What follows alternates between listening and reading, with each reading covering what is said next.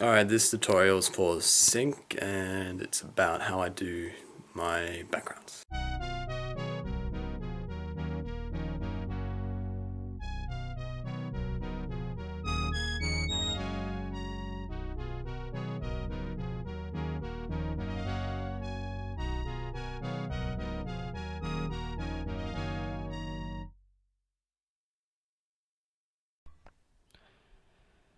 So this is me setting up the template right here. Now I'm doing a resolution of 1280 by 600. Now this is a good resolution as it's quite a widescreen layout, and I just find that landscapes default themselves naturally to a widescreen layout. Here's my Tumblr landscapes folder where I use for references. Now references are good because they're from nature itself, and nature's quite detailed. I mean, look at that. Look at those details. So I've got some idea of what I want to do right now. And you know, I start choosing my colors, what I think will be good for defining kind of shapes well, and kind of give some idea of what I want in the future. And yep, see, I'm starting to draw the shapes now. Man, I'm so good at this. And you can see that I've got blobs, and what the blobs kind of do is kind of make it three-dimensional in a way. Yeah, this is a really good example right here. You know, it just adds a lot of shape. And here we go, I'm doing kind of these micro things. I call them scribbles, scribble grass. And it just makes it seem a lot dirtier. And well, with a lot of computer graphics, if you don't do this, what happens is it looks extremely unnatural. And in real life, you're never going to get shapes that are perfect spheres or, you know, perfectly rounded. So it's a good idea after you put down the shapes to do things like this, like just scribble around it. Just makes it feel more natural, like you're not actually using a computer. Yeah, see, that's a good example. In life, you can have little specks like that.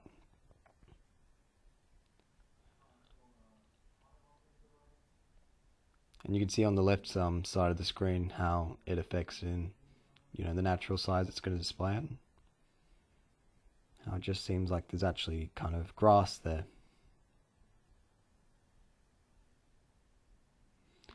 And at the same time, I'm putting it in the black areas, which kind of, I guess it kind of catches more of shape and adds more dimension to it. That it's actually a living rock in that. Or if you look outside, really, you can see weeds growing in the cracks. And with cliffs, you see a lot of the grass grow out of cracks in the rocks and on the sheer drops. And here is me adding more bumps, because it's very rare to get that type of shape of cliff. Yeah, white specks just kind of adds more realism. In this, like, you know, you got the green and then the white, and the white just shows that the sun's at the right side of the cliff.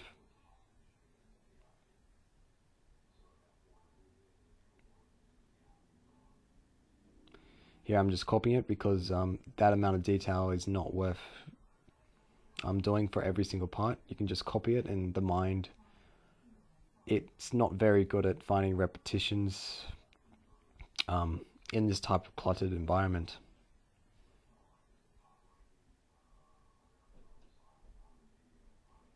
And at the same time, it actually adds a kind of nice style to it, glitchiness. I think a lot of reviewers were saying that my art has a lot of that glitchiness to it.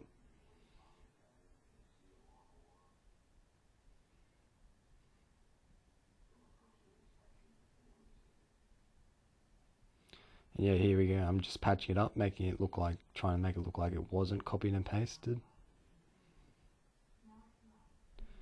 So yeah, I've started the front area. Now I'm just going to use this as the texture. Like, I think in modeling the terms of mesh. Sorry, Josh, if I'm not using the right terminology. But yeah, I will be copying this type of grass and that type of cliff, and I'll keep doing it for all the other things. And you can see I'm doing that to build objects, and that's how I'm able to rapidly build quite complex landscapes in a very short time compared to others.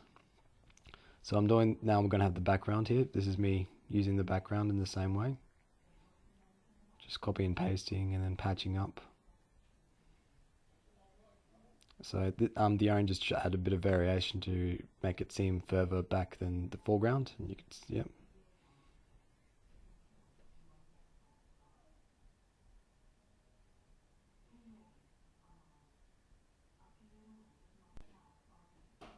Yeah, and you see how the orange kind of separates background and foreground. The player will be playing on. Yeah.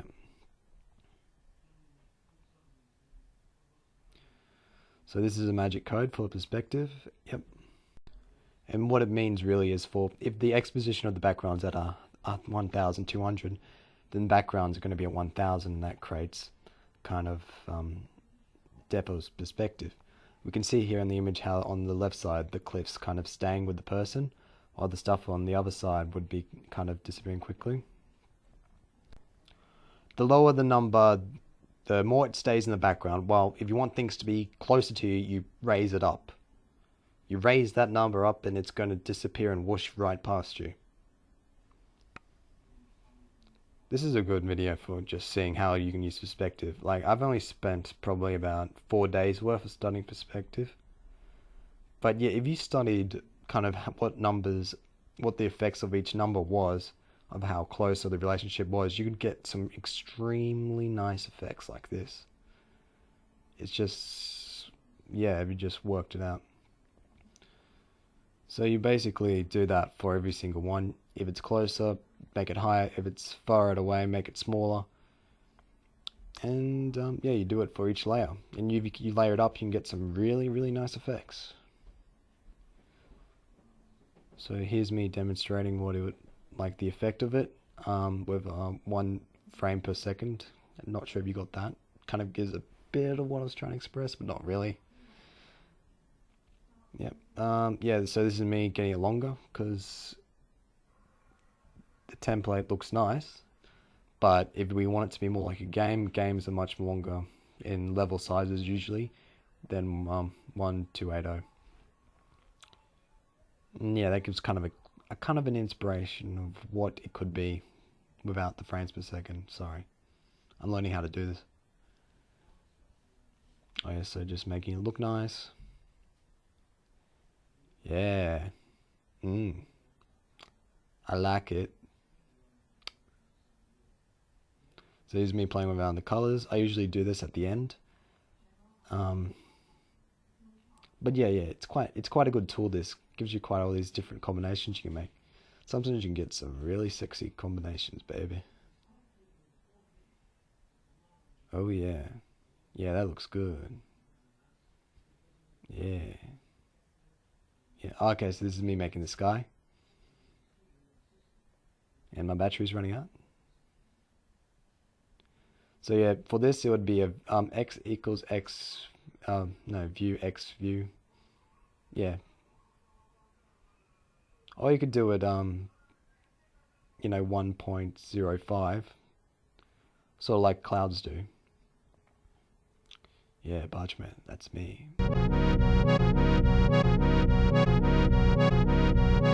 Shit. So we go back to clouds and we pick something that looks delicious. That looks delicious. That looks delicious. Oh, yeah, I think I'm gonna choose you. You're mine. I'm gonna get your colors, baby. Yep, alright, so this is me selecting all the colors that I think make up the image. And yeah, this is where I got the colors from, each one. And I suggest you do this just to kind of copy and get the flavors of images you like. And here's me applying the ideas. You know, it's quite a dull picture, but it's the contrast of the dull dark colors and the nice purples that really make that image. And I'm trying to get that. And now I'm just trying to get that sky. This is why references are good, because life's beautiful. So yeah, I was thinking of trying to get the volume with clouds. I haven't quite got clouds yet. Still escape me. So I'm just going to do lazy clouds with a bit of starlight. You know, simple and easy, just to show you guys what the difference.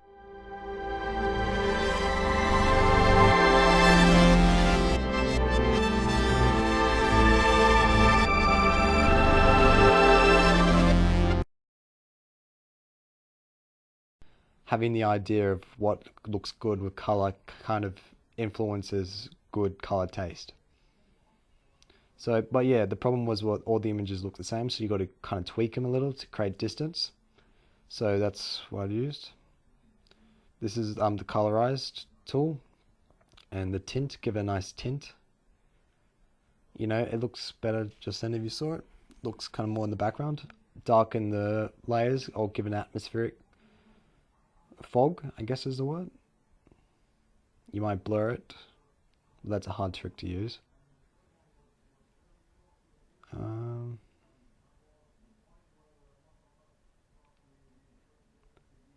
Yeah, but try to make it look like there's actually an atmosphere there, like it tints to blue, and already it looks much better.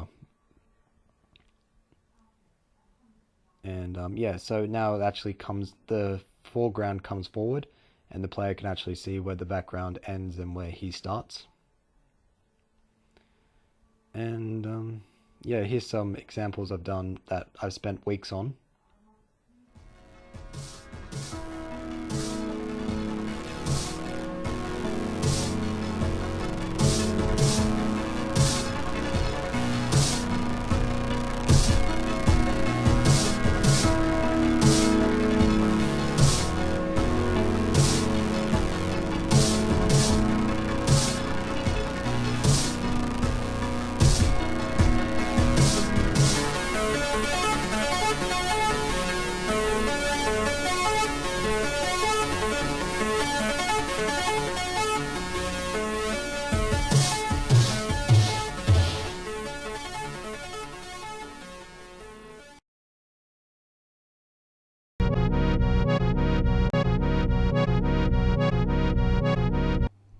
So I like to think of myself as a chef who shares all the recipes he creates. So if you've got any questions, just ask and I'll explain everything I can do.